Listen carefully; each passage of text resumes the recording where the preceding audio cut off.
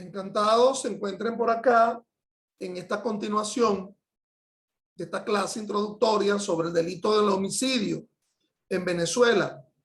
Disertación dirigida fundamentalmente a mis alumnos de la Universidad Central de Venezuela en la asignatura Derecho Penal, parte especial, y al público en general.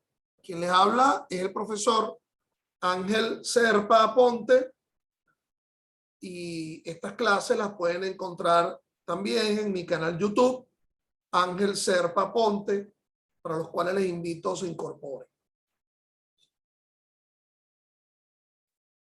Matar a otro. El homicidio. Matar al que está vivo. Matar al que está vivo con ese propósito, con esa intención.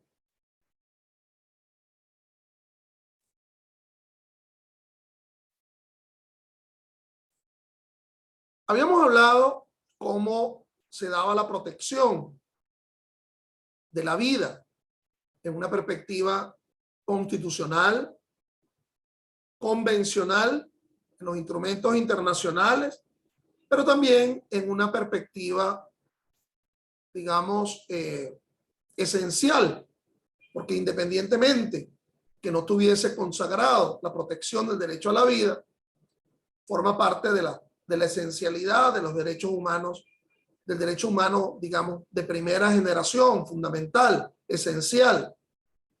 Es que es casi una sinonimia, vida con derecho.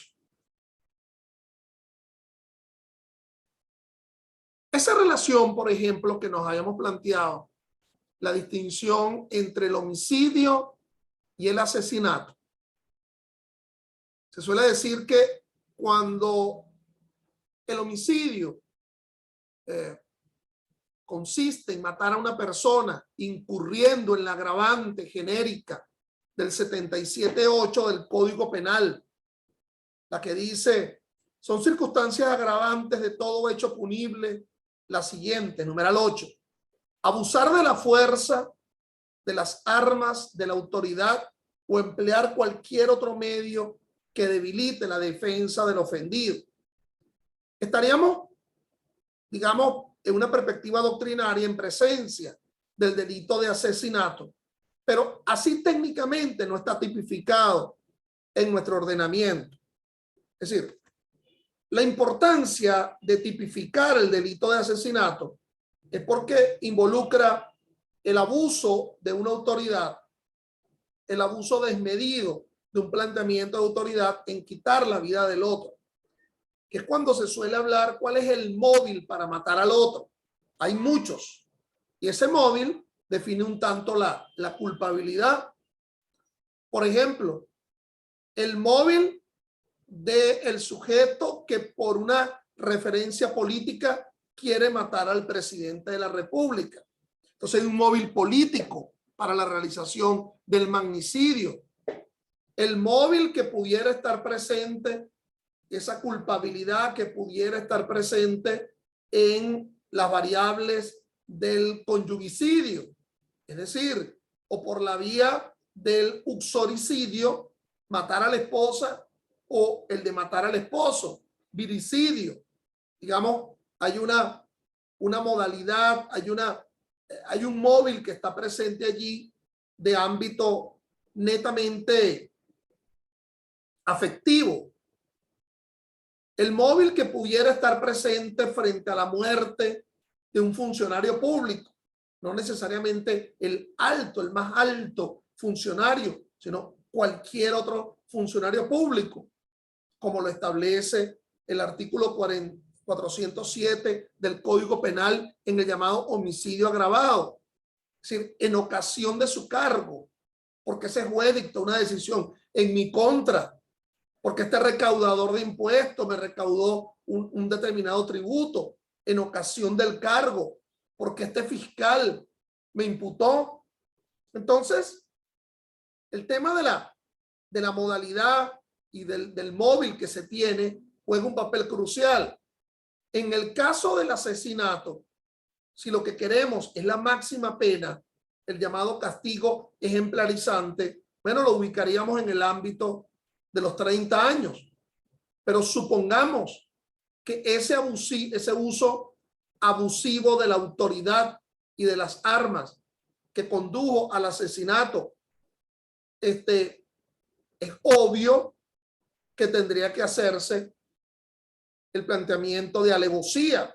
Es decir, todo asesinato sería un asesinato alevoso, porque si la alevosía es actuar a traición o sobre seguro, entonces el uso abusivo de las armas y del ejercicio de la autoridad me confiere una absoluta eficiencia en mi labor homicida que le resta total indefensión a la víctima.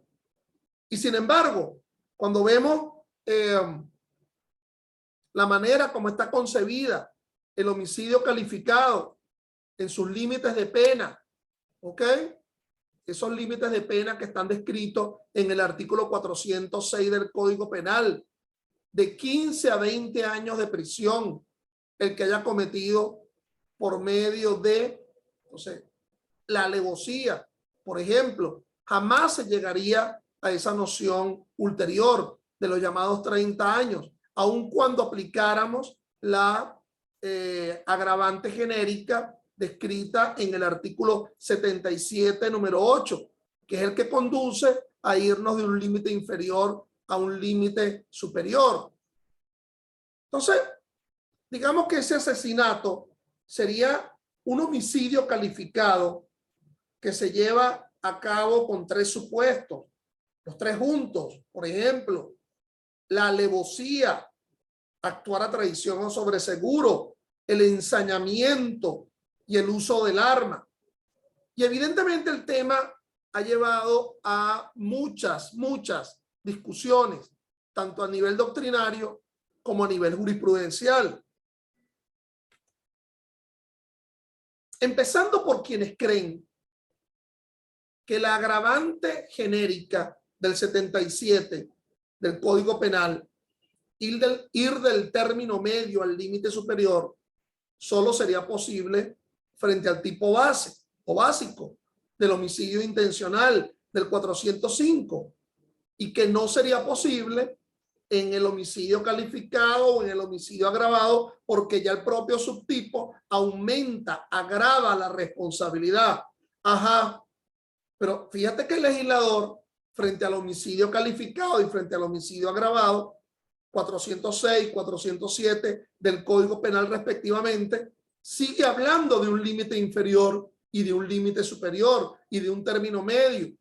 Es decir, que habría razón para poder ir del término medio al límite superior, aún en los subtipos calificados o agravados, pero no porque la calificante o la agravante esté de una vez inserta en la propia descripción del subtipo, sino por una genérica que no esté presente. El típico ejemplo: se realiza un homicidio con alevosía, actuar a traición o sobre seguro, pero se realiza el homicidio con alevosía y premeditación.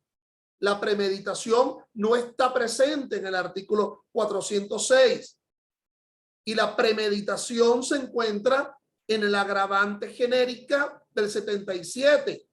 Es decir, asumir una estructuración previa, premeditación en la realización de una conducta, anticipar un resultado. En la alevosía quizás no se dé una anticipación de resultado, sino que la intención surge en el propio momento, pero la modalidad como lo estoy realizando conduce a un actuar a traición o sobre seguro, no lo anticipé desde antes. Bueno, el típico ejemplo pues yo siempre abordo en las clases.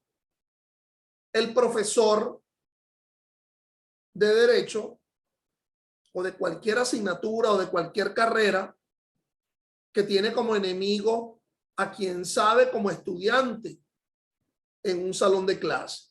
No en estas relaciones virtuales, ¿no? Clases virtuales. Aquí hay que aprovechar que así no se ocasiona la muerte de nadie. Bueno, entonces el profesor le dice al decano de la facultad, mira, Pedro Pérez González, es alumno de esta universidad. Bueno, ¿qué voy a saber yo? Bueno, pero dime a alguien, yo te voy a pasar a alguien para que chequee ahí la lista de los alumnos. Mira, aquí está un Pedro Pérez González. Ah, ok. Mira, ¿y qué estudia él? ¿Qué semestre? ¿Qué año? No, bueno, pasó para segundo año. ¿Y cuáles son las materias de segundo año? Bueno, y dan derecho penal, derecho administrativo. Oye, vale, yo sé de derecho penal, yo soy especialista en derecho penal, yo quiero dar esa materia. Pero está bien, no hay problema. Ahorita se está yendo una cantidad de profesores y de alumnos. Todos están renunciando. Están quedando esos salones vacíos. Poquitos quedan. Y entonces, pero yo quiero la sección de Pedro Pérez González. Yo quiero ahí donde quiero dar la clase. Dime cuál es el horario. Pero le dicen el horario. ¿Quién será amigo de Pedro Pérez González? Bueno, María Rodríguez. Hablo con María. Mira, ¿viene la clase de los jueves o viene para la clase de los viernes? No, los viernes él nunca va para la clase de los jueves, 4 de la tarde. Estoy premeditando todo esto. Ahora, en la alevosía, el profesor generalmente baja de su podium, baja de su cátedra y empieza a caminar por el pasillo entre los alumnos. Es normal, aceptamos en costumbre que eso sea. También aceptamos como costumbre que el profesor se meta la mano en el bolsillo. ¿Ok? Eso lo aceptamos. Y aceptamos que ese profesor se acerque al alumno. Y se acerca al alumno y mete la mano en el bolsillo y el alumno, sin saber qué es lo que va a sacar el profesor, bueno, saca la pistola del bolsillo y de inmediato se la descarga y lo mata. Actúa a traición o sobre seguro, alevosamente. Ahí está, se califica ese homicidio. Pero la premeditación no está descrita en la calificación. Es una agravante genérica del 77. Y esa calificante de la alevosía nos habla de un límite inferior y de un límite superior de pena, con un término medio. 20 a 26, término medio 23. Bastante la diferencia, 6 años. Bueno, entonces actuar de 23 a 26 por la realización de la premeditación.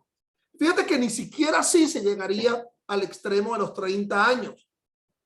Entonces, bueno, es obvio la necesidad, una finalidad del eje ferenda, que se legisle en el país en materia de incorporación del asesinato, como lo existe en otros países.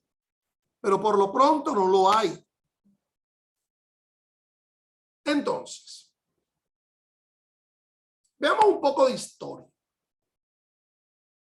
En el Código de 1873 en Venezuela, que sería el Código pre-Sanardelli, ya saben ustedes que la hechura de nuestro Código Penal viene por vía del Código Penal Español, la copia del Código Penal Español, quien a su vez asumió la copia del Código Penal de ya el Reino de Italia, que fue diseñado bajo la égida del que era en ese momento ministro de Interior, Sanardelli, aquel famoso código que es comentado por el maestro de Pisa, Francesco Carrara, en sus opúsculos de derecho penal.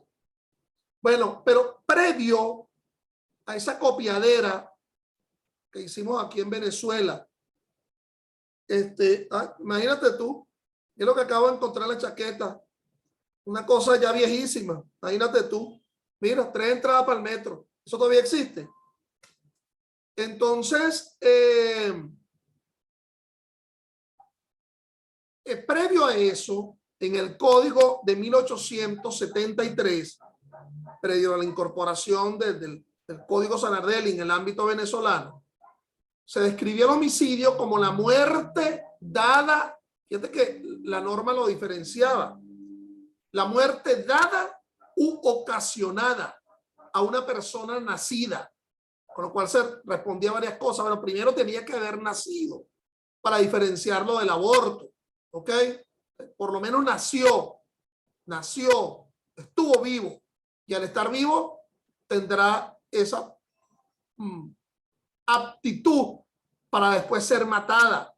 Entonces, muerte dada u ocasionada, con lo cual allí se estaría ubicando la noción en ese viejo código de si se muere por una realización proactiva, actuando o no actuando por omisión, delitos de comisión por omisión. Puede ser intencional o culpable. Fíjate, interesante el término. Culpable, la confusión en aquel momento de culpabilidad con culpa, y ahora se suele decir que dentro de la culpabilidad existe la realización dolosa con intención o la realización culposa. Por ello es que de alguna manera, cuando en el 409 se habla del homicidio culposo, se habla de la graduación de la culpabilidad, y no, en lugar de hablar de la graduación de la culpa. Pero eso ya sería en el caso del homicidio culposo. Y aquí me estoy concretando ese en el homicidio intencional. Y decía ese viejo código que esa muerte puede ser también causal o necesaria. Un asunto extraño. Lo de causal, neto causalismo, es decir, es atribuible a quien realiza la causa eficiente para el efecto muerte. Se agota el delito con la muerte. Pero sin embargo, puede haber homicidio en iter criminis, puede haber homicidio imperfecto, con lo cual se sigue sancionando el homicidio, homicidio tentado, homicidio frustrado. ¿Cuál sería la explicación filosófica, la justificación? Se puso en peligro el bien jurídico, a diferencia de la justificación de por qué se sanciona el homicidio culposo. El incumplimiento del objetivo deber de cuidado.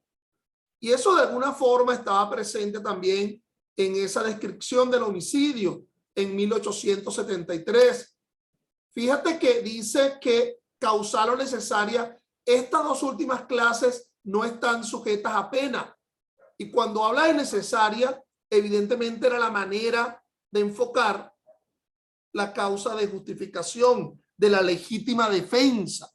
Era la manera como en ese viejo código decimonónico previo a Sanardelli se hablaba de la legítima defensa, que ahora se ubica en la parte general de nuestro Código Penal en el artículo 65, dentro del elenco de causas de justificaciones, que aquí le pregunté en la sesión pasada a una alumna y no supo responder, y eso que lo expliqué en la primera clase. A esta clase hay que venir estudiado, estimados. Y no solamente es un capricho,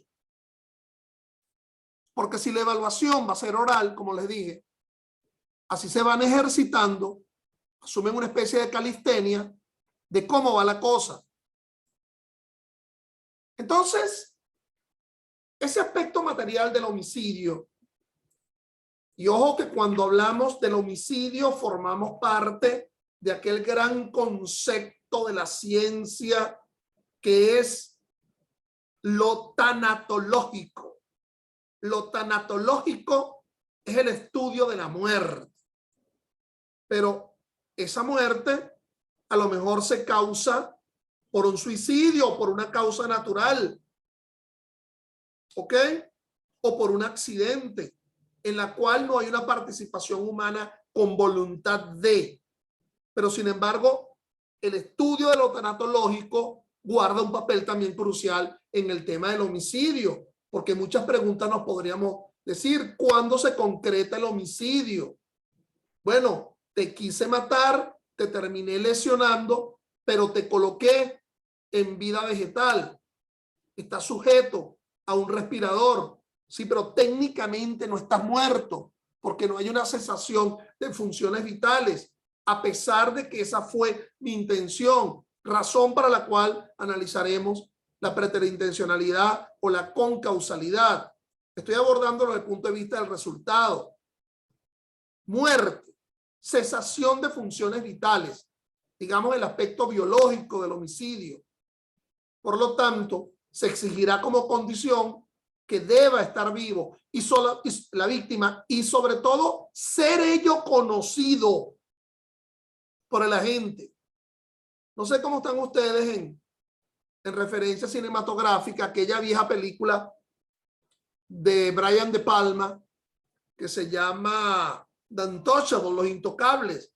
No sé si recuerdan aquella famosa secuencia, película protagonizada por Sean Connery y ¿quién era el otro? Era Kevin Costner, ¿ok? Y el otro era este actor cubano que ahorita no recuerdo su nombre. Y entonces en la famosa secuencia utiliza un método muy duro, el comisario de la policía, que quería que el contador de Al Capone indicara dónde estaba el mafioso o dónde se encontraba. Y entonces no me lo vas a decir. Y entonces ya uno que ya estaba muerto y que este contador no sabía que ya estaba muerto, de espalda lo toma el policía y lo remata. Ya estaba muerto. ¿Ok? Entonces, bueno, dispararle con un medio capaz de causar la muerte a quien ya está muerto.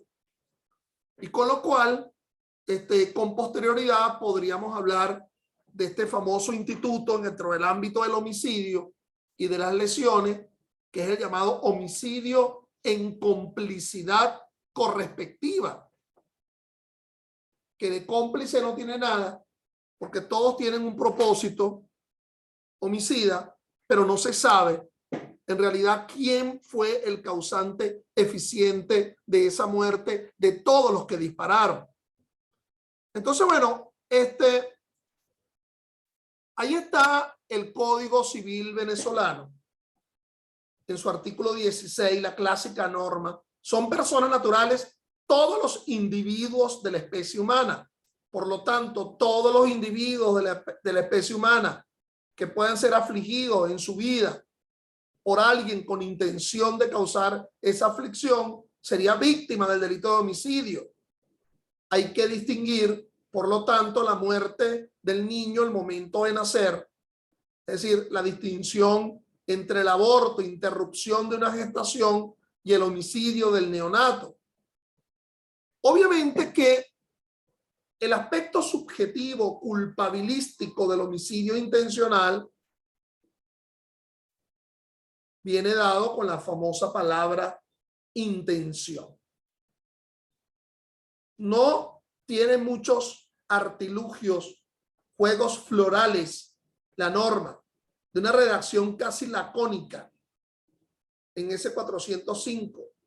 El que intencionalmente diere muerte a alguien.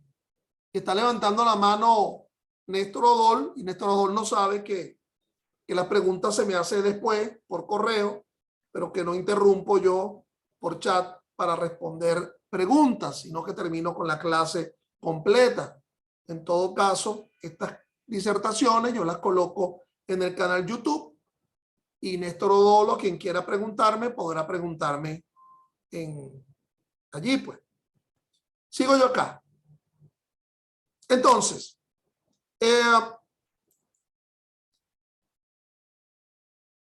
ese aspecto subjetivo, ese aspecto culpabilístico, la llamada nota culpabilística del asunto, me hace hablar del famoso animus necandi o animus occidendi, como intención de matar, que proviene del viejo derecho romano. Es decir, desde el propio viejo y milenario derecho romano se planteaba la distinción entre la muerte por negligencia o imprudencia y la muerte como producto de una intención. el llamado animus necandi. Ahora bien, ¿cuánto pagaría cada uno de nosotros para saber qué está en tu yo interno? ¿Ok? ¿Cuáles son tus intenciones reales, verdaderas del otro? ¿Ok? O sea, lo que estaría pensando, por ejemplo, uno de los dos Luis Rodríguez que están aquí de mí. Bueno, eso es más o menos así como él lo piensa, pero no tanto. Lo que estaría pensando la compañera aquí que está presente, Erika Cotúa. ¿Ok? Entonces, bueno, pero obviamente en el homicidio no habría que elucubrar mucho, porque el cambio en el mundo externo, la exteriorización de ese animus necandi o animus occidendi no es disimulado. Es decir, fundamentalmente frente al homicidio intencional, y aquí la cosa se iría complicando con las otras variables, el calificado, el preterintencional, se manifiesta a través de actos externos, francamente. ¿Ok? Entonces, la intencionalidad que define el homicidio. Bueno, los autores han disertado mucho. La ubicación de las heridas, por ejemplo, si está cerca o lejos de los órganos vitales. Vulgarmente me van a perdonar la expresión, el famoso tiro en la pata. Mi pata tiene solamente los animales. Tiro en el pie, evidentemente pues no podría reflejar un ánimo homicida. Pero el disparo a nivel del abdomen, un disparo torácico, estaría reflejando una intención homicida. Y la precisión es importante, sobre todo y gracias a Dios si la víctima queda viva, porque si la víctima queda viva, la separación en la sanción es tan importante como un homicidio intencional en grado de frustración.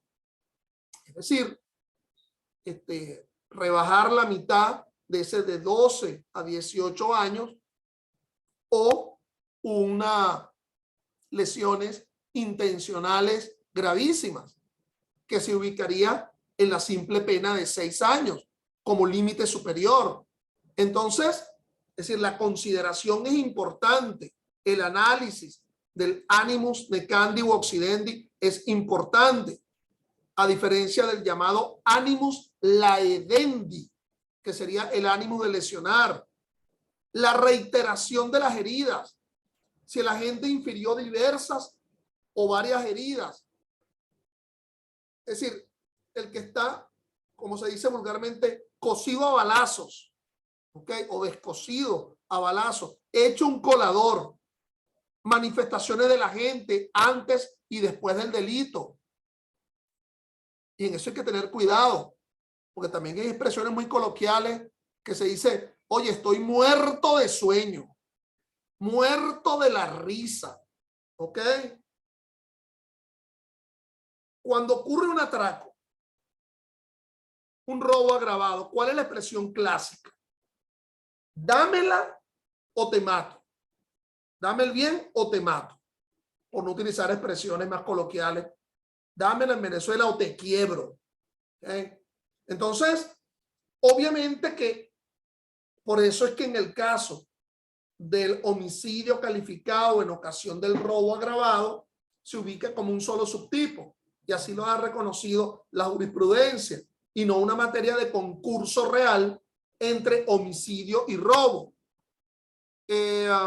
Bueno, otras, relación de amistad o de hostilidad entre la víctima y el victimario.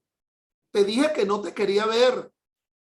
Eres mi enemigo. Somos enemigos de familia. Los Rodríguez, los González. ¿Ok? Los Can contra los... En fin. Examen del medio o instrumento empleado por el sujeto activo para precisar si su intención era de lesionar o matar. El concepto de arma. Obviamente que el concepto de arma implica una finalidad letal, una finalidad de muerte, pero también pudiera ser una finalidad de lesionar o podría ser una finalidad deportiva, el arma de caza, y en el interín ingresó la persona.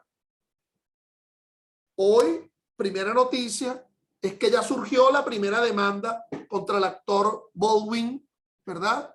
Que hace ya unas semanas,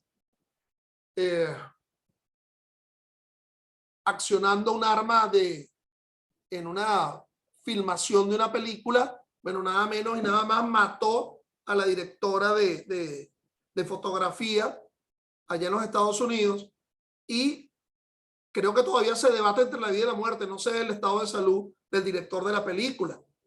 Entonces, bueno, obviamente que el factor culpabilístico juega un papel fundamental y ya no se queda en el propio yo interno de cada quien, saber, analizar qué estaría pensando cada quien, sino que se referencia a partir de actos externos. Bueno, estimados, dentro de los medios físicos, es decir, previo a la noción del medio físico, habría que asumir que el homicidio se resulta de una acción o omisión, siempre y cuando la relación de causalidad, la atribuibilidad de la causa se ubique ante la gente. Y aquí el tema de la imputación objetiva también juega un papel fundamental, porque hay que asumir el desvalor de la acción versus el desvalor del resultado, que es lo que de alguna forma permite esa disminución de la responsabilidad bajo la figura del homicidio preterintencional, del homicidio concausal o del homicidio en complicidad correspectiva. Es decir, un análisis, digamos, ex antes y ex post frente a la circunstancia. Los medios comisivos del homicidio son tantos: revólver, puñal, piedra. Nos debatimos sobre el tema de los patológicos, por ejemplo, la inoculación expresa de un virus. Ahora que estamos en medio del tema de la pandemia, expresa, bueno, como un mecanismo que pudiera generar la muerte, si la relación de causalidad es presente. Muchos se debaten sobre el llamado medio moral. La mayoría de la doctrina lo rechaza. El medio moral como inocuo, una especie de impresión causada por un sujeto, por un susto, una mala noticia. Pero sin embargo, ello, en teoría de imputación objetiva, tendría que valorarse. Evidentemente no es como el famoso aquel chiste, ¿verdad? Aquel cuento malo de Simón Díaz. ¿Te acuerdas cuando iba manejando por la carretera y las vacas, los que van hacia los llanos, entonces las reses andan cruzando la vía y esta vaca no quiere cruzar la vía y entonces está ahí entorpeciendo el tránsito? O sea, espántame la vaca, y entonces se baja el tipo y le dice al oído de la vaca: mira, vaca, se te murió tu mamá. Bueno, es un chiste malo, ¿no? Pero lo mismo pudiera pasar frente a un ser humano y ya no es tan jocosa el asunto. Es decir, el que sabe que el otro es cardiópata, el que sabe que el otro tiene de verdad una debilidad en su conformidad coronaria o vinculado al sistema de circulación, en fin, le tiene trabajando apenas el 20% de su corazón, ya ha sido sometido a varios procedimientos. Bueno, el propio médico del área de la paciente, que de alguna forma le da una noticia muy mala. Dice: mira, vale, se te murió tu mamá, te acaban de robar el carro y las próximas elecciones presidenciales son en 2024. Bueno, tanto nivel de noticia frente a una persona así, frente a ese causante, estaríamos en presencia del llamado medio moral, que el tema de la eficientización de la causa estaría siendo vinculada a experticias, a peritajes. Parece un chiste, pero fíjate, si el propio derecho penal sanciona la inducción o ayuda al suicidio, Es decir, a la persona que no ha ayudado con medios físicos, sino que lo induce, tiene un gran ascendiente sobre otro. Entonces, obviamente que el factor del dicho en determinadas relaciones pudiera ser eficiente frente al tema de la muerte. Ahora, es el corazón que ha dejado de funcionar, pero yo sé que hay una relación química, biológica, a partir del conocimiento de un dicho que afecta de alguna forma las impresiones y que conduce a ese fin. Se lo plantea Gómez López, no solamente en su ya clásico libro que recomendé en la sesión anterior, que se llama El homicidio, en 2 tomos, el autor colombiano, sino en otro libro del mismo autor que se llama El delito emocional, tan importante como el de homicidio. Bueno, el consentimiento de la víctima no exime de responsabilidad al autor de la muerte. No tiene valor jurídico. Sin embargo, algunos códigos permitirían el llamado consentimiento, la culpa de la víctima, ubicada en el ámbito del artículo 74.4 del Código Penal como circunstancia que le releva responsabilidad penal. Obviamente que esta disertación en materia de homicidio, apenas estoy en la introducción, no puede terminar ni siquiera en 2 clases de cada una de ellas, con las preguntas ya será de 40 y 40, 80, de 70 minutos. ¿Y por qué hago esta aseveración? Bueno, porque es necesario que yo les plantee el famoso caso frente al tema de la aquiescencia de la víctima en su muerte, el famoso caso del caníbal de Alemania, un famoso caso en la cual alguien contactó al otro a los efectos de querer que lo mataran, y eso generó toda una serie de consecuencias importantes. Lo desarrollaré en la próxima sesión. Bueno, esa acción de dar muerte, como lo señala la doctrina, puede ser positiva o negativa. Es decir, por acción, por comisión, por omisión, dejar de atar, por ejemplo, el cordón umbilical, como lo indica Grisanti, a un recién nacido, o privarle a alguien de alimento por durante un tiempo. Bueno, vamos a dejar esta sesión hasta acá. Gracias por su atención y nos vemos en una próxima oportunidad. Gracias.